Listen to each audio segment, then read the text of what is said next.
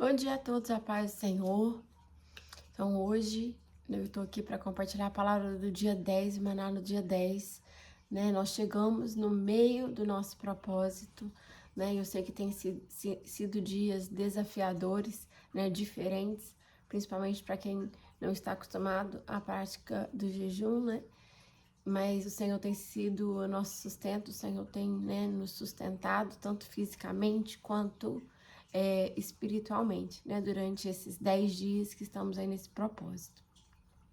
A palavra que Deus colocou no meu coração para o dia de hoje é sobre mordomia do povo de Deus, né, mordomos de Cristo, né, o compromisso de administrar ou cumprir com o chamado que recebemos de Deus.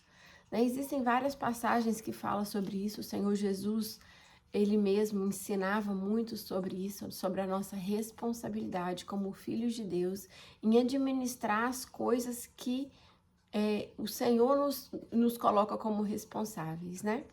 Uma parábola bem conhecida que ele trata sobre isso é a parábola dos talentos, né? Que um dono de uma terra foi viajar e dividiu os seus bens entre os seus servos, né? Para um ele deu 5 talentos, para o outro ele deu 2 talentos e para o outro ele deu 1 talento, de acordo com a capacidade de cada um.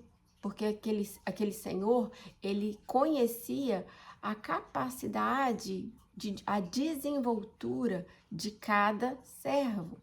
Então, de acordo com a capacidade, né, de acordo com o que ele sabia que cada um poderia desenvolver, ele entregou para cada um.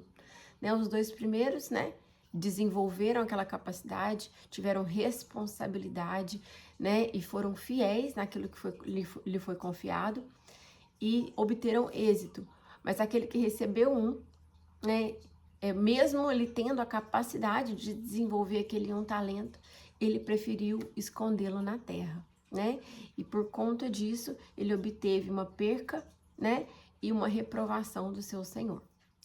Então, o que diferencia, né, um servo sensato do servo insensato? Eu gostaria de ler com vocês, né, o Evangelho de Lucas, né, que está no capítulo 12, a partir do verso 42, eu vou ler. O Senhor respondeu: o servo fiel e sensato é aquele a quem o Senhor encarrega de chefiar os demais servos da casa e alimentá-los. Se o Senhor voltar e constatar que seu servo fez um bom trabalho, eu lhes digo a verdade. Ele colocará todos os seus bens sob cuidados desse servo. O que acontecerá, porém, se o servo pensar: meu senhor não vai voltar tão cedo, e começar a espancar os outros servos, a comer e a beber e assim embriagar? O senhor desse servo voltará em dia em que não se espera e em hora em que não se conhece. Cortará o servo ao meio, ele dará o mesmo destino dos incrédulos. Então aqui a gente vê a diferença, né, do sensato e do insensato. O servo sensato é aquele servo que, na ausência do seu senhor, ele administra toda a casa do Senhor conforme o Senhor se agrada. Então ele dá ordem àqueles servos que ele está sob controle, que ele está chefiando, para que a casa continue a funcionar de forma, quando o Senhor voltasse, sendo de manhã, de madrugada ou à noite, a casa estivesse pronta para recebê-lo, né? Tudo com que ele deixou ele responsável a fazer, tudo estava de acordo.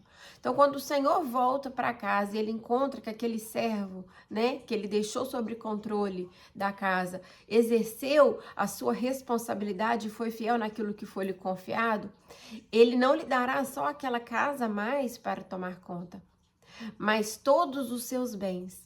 Quer dizer, se ele foi fiel no pouco, naquela casa, naquela propriedade, ele vai lhe confiar todo o seu reinado, todas as suas propriedades. Já um servo insensato, na mesma situação, na ausência do seu senhor, pensando ele: meu senhor vai voltar, então deixa eu me aproveitar dos benefícios desse lugar. Deixa eu tirar proveito das pessoas que estão sobre a minha liderança e não tratá-los bem, não administrar a casa, né? O funcionamento da casa como deveria, e ficar só ali comendo, bebendo e se embriagando, e o Senhor voltar em um momento que a casa está toda bagunçada e que aquele servo que ele deixou sobre governo dos seus bens não estiver administrando de maneira fiel, de maneira competente, ele vai ser cortado ao meio e terá o mesmo destino daquelas pessoas ímpias, né? Pessoas que não conhecem o Senhor Jesus. Então vamos refletir sobre, né, o que nós, eu e você, como nós estamos administrando as coisas que o Senhor colocou nas nossas mãos para administrar, né? A nossa família, o nosso trabalho, o nosso ministério, tantas coisas. E para a gente chegar a essa reflexão, a gente precisa entender qual que é a moeda de troca do momento. Qual que é o que mais se negocia no tempo de hoje? A moeda de troca do momento se chama tempo. Então, para entender como estamos administrando aquilo que o Senhor colocou na nossa mão, a gente precisa refletir em quais coisas estamos dedicando maior o tempo. Porque naquilo que dedicamos mais tempo, quer dizer que é aquilo que tem mais prioridade para a nossa vida. Será que temos aproveitado as oportunidades que o Senhor tem nos dado? Ou será que temos nos distraído e nos preocupado com outras coisas, né, que são terrenas e temporais, né, em contrapartida com as coisas que realmente são importantes para Deus, as coisas que realmente vão fazer diferença no reino de Deus e não somente nesse mundo que tudo vai passar, né, que vai ser todas as coisas materiais aqui, elas vão ser simplesmente combustível para o fogo. Mas será que em que a gente está se dedicando mais? O nosso tempo está indo mais para quais coisas? Porque é importante a gente definir nas nossas vidas, dentro da nossa realidade, né, de cada um, o que é importante e o que é prioridade. Existem muitas coisas que são importantes, mas existem aquelas que são prioridades. E a gente precisa aprender, como a palavra de Deus diz, remir o tempo, né? Porque os dias são maus. Então, as distrações desse tempo são muitas, né? Apesar de hoje nós temos uma vida extremamente tecnológica, máquinas para isso, máquinas para aquilo, que nos ajudam a salvar tempo em tantas coisas, a sensação que temos é que apesar disso tudo, nosso tempo cada vez mais é menor, cada vez mais é reduzido, né? Então nós precisamos aprender a remir o tempo e dedicar naquilo que realmente é prioridade para o Senhor, apesar de terem tantas coisas importantes, mas o que é realmente prioridade? Por quê? Porque eu vou ler o que eu escrevi. Lembrando-se sempre, porque a quem é muito dado, muito será cobrado.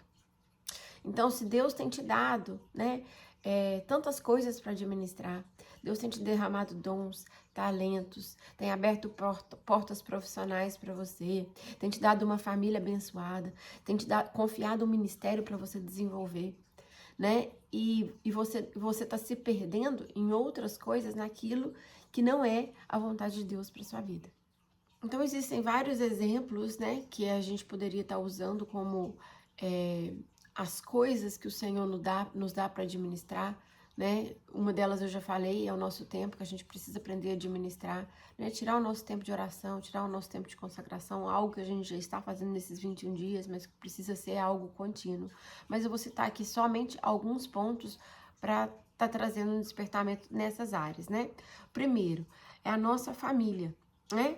A palavra de Deus em 1 Timóteo 5,8 diz: aqueles que não cuidam dos seus, especialmente dos da sua própria família, negaram a fé e são piores que os descrentes. São piores do que aqueles que não conhecem a Deus, são piores que os ímpios, né? Então, será que nós temos tirado realmente o tempo de qualidade com a nossa família?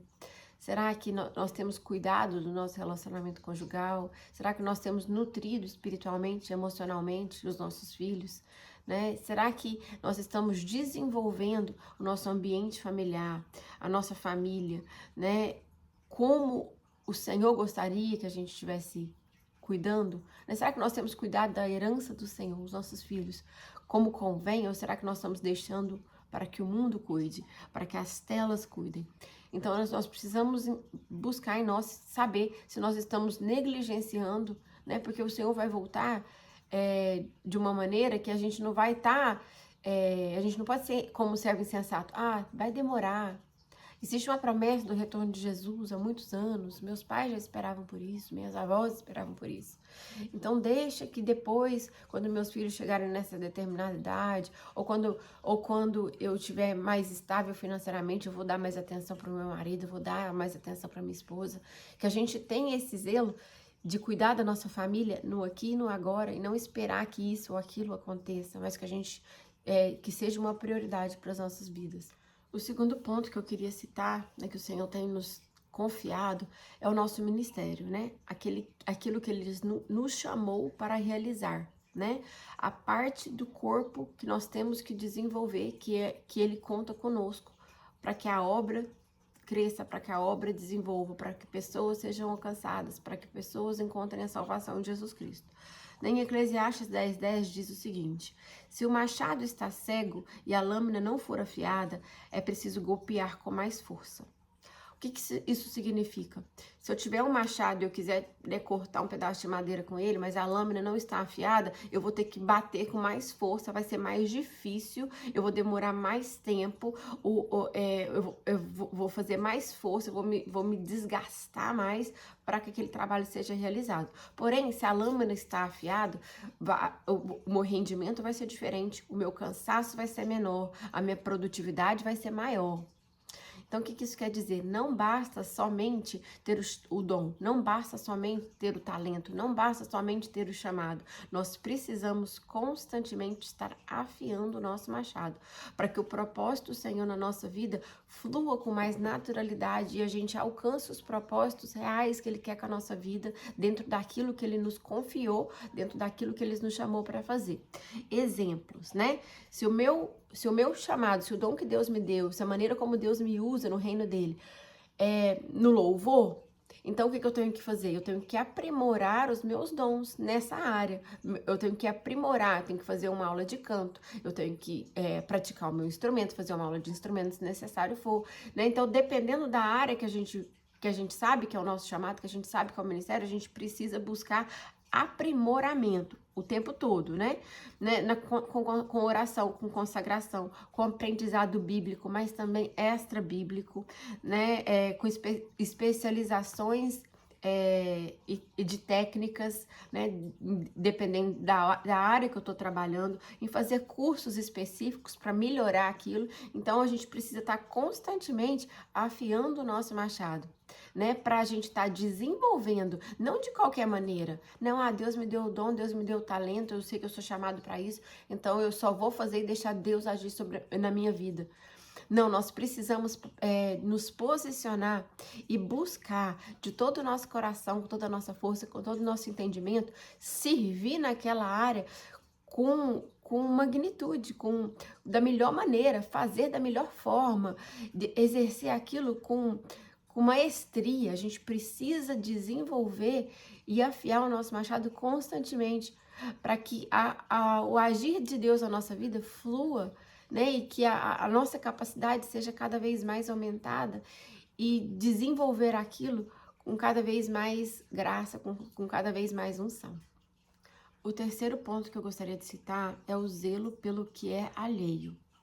Em Lucas 16, no verso 12, diz o seguinte: e se não são fiéis com os bens dos outros, por que alguém lhe confiaria o que é de vocês?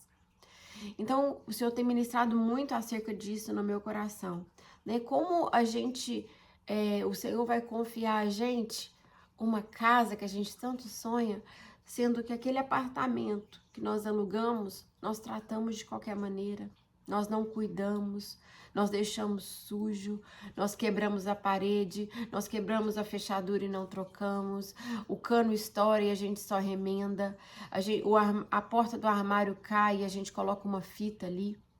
Né, o nosso carro, a gente precisa de alugar um carro e a gente, né, trata aquele carro de qualquer maneira, né, não cuida do carro, não troca o óleo do carro, né, passa em cima dos meio-fio, né, cai em cima dos buracos, a gente não tem nenhum zelo, né? Quando a gente está com carro emprestado, quando a gente está com carro alugado, né? Outras coisas na área profissional, né? Se a gente trabalha com crianças, a gente cuida de crianças, a gente não cuida da criança do jeito que deveria cuidar, a gente não cuida da criança como se ela fosse nossa, como se fosse nosso filho, como se fosse nosso sobrinho, como se fosse nosso neto. A gente trata de qualquer maneira, responde de qualquer maneira, né? Ou quando a gente está trabalhando na limpeza, né? A gente não cuida do schedule da nossa patroa como se fosse o nosso. Né? A gente entra na casa das pessoas com a cara emburrada, não cumprimenta ninguém, faz a casa de qualquer maneira, né? Não tem zelo, não tem organização, né? A gente sabe que o cliente gosta da casa daquele jeito, ou que a patroa gosta que faça daquela maneira, mas a gente faz do nosso jeito mesmo, né? Então a gente não tem zelo. Como que Deus vai te confiar, né? Um schedule? Como Deus vai te dar, né? Casas para você trabalhar, sendo que as casas da sua patroa você está fazendo de qualquer maneira. Então a gente precisa ter zelo pelo alheio, né? A gente precisa ter zelo pelo que não é nosso. Porque quando a gente tem zelo pelo que é do outro, o Senhor sabe que pode confiar a nós os nossos próprios bens, os nossos próprios filhos, os nossos próprios carros, as nossas próprias casas, né? Porque Ele sabe que nós vamos, se a gente teve zelo pelo que é do outro, a gente vai ter zelo pelo que é nosso. E o quarto e último ponto que eu gostaria de trazer no dia de hoje é sobre a nossa vizinhança. Como nós temos zelado, como nós temos nos comportado com os nossos vizinhos.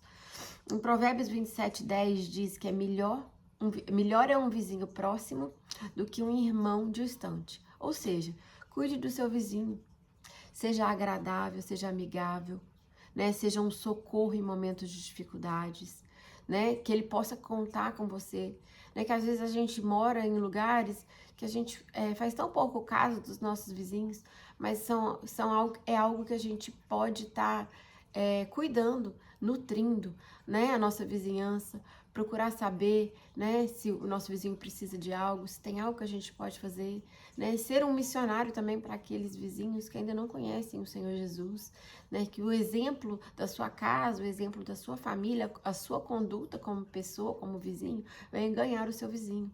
Né? Mas nós também, por outro lado, a gente precisa buscar um equilíbrio, né? E não ser canseira para o nosso vizinho, né? Não ser um peso, não ser indelicado, não abusar, né, do nosso vizinho, porque Provérbios diz sobre isso também. Em 25:10 ele diz: retira o pé da casa do teu vizinho, para que não se enfade de ti e te odeie. Então que a gente, né, tenha esse cuidado, esse zelo, né, de cuidar do nosso vizinho, de ser agradável para o nosso vizinho, né, ser um socorro nos momentos de dificuldade, né, ter uma palavra de Deus, né, ser uma ponte de salvação para aqueles que ainda não conhecem o Senhor Jesus, mas também a gente precisa ter o equilíbrio de saber, né, que a gente precisa ter cuidado de não entrar em áreas do nosso vizinho que nós não somos convidados, né, de não respeitar a privacidade do nosso vizinho, não respeitar a intimidade do nosso vizinho, porque se a gente ficar demais na casa do nosso vizinho, a palavra de Deus diz que ele vai se cansar da gente, né, ele vai ter um entojo da gente e vai passar a nos odiar, né, vai passar a ter repúdio. Então, que a gente tenha esse equilíbrio, né? Que a gente exerça a nossa prática de boa vizinhança, né? Como servos e servas do Senhor Jesus. Porque se o Senhor te colocou naquela vizinhança, é algo também que Ele te deu, é algo também que Ele te conferiu. Então, quer dizer que Ele também deseja que você administre a sua vizinhança com zelo, né? Com temor.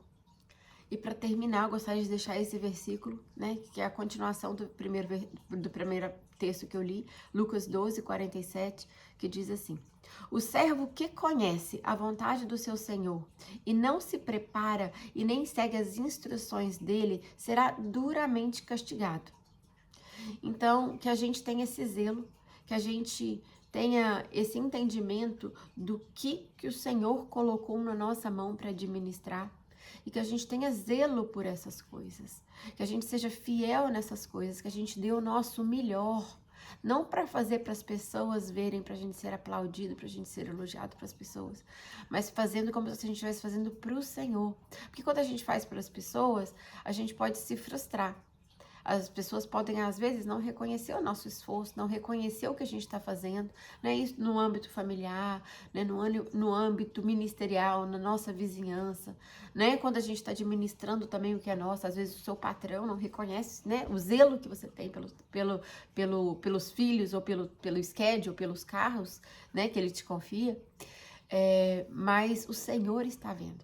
Então, faça para o Senhor, porque é para Ele que você vai ter que dar a satisfação, a explicação daquilo que Ele te confiou, né? Das pessoas que ele te confiou à sua volta, da sua família, né? Dos seus irmãos da fé que congregam com você, da sua vizinhança, né? Das pessoas que são envolvidas no seu ambiente de trabalho. Então, cuidem dessas pessoas. Administrem os servos que estão debaixo da sua autoridade, né, debaixo da sua supervisão, da melhor maneira possível. Os alimente, os nutra espiritualmente, os nutra emocionalmente, né? Faça o seu melhor todo o tempo para todos, porque o Senhor vai pedir explicações, quando Ele vir, né? Ele vai querer saber se você administrou da melhor maneira aquilo que Ele te confiou. Amém?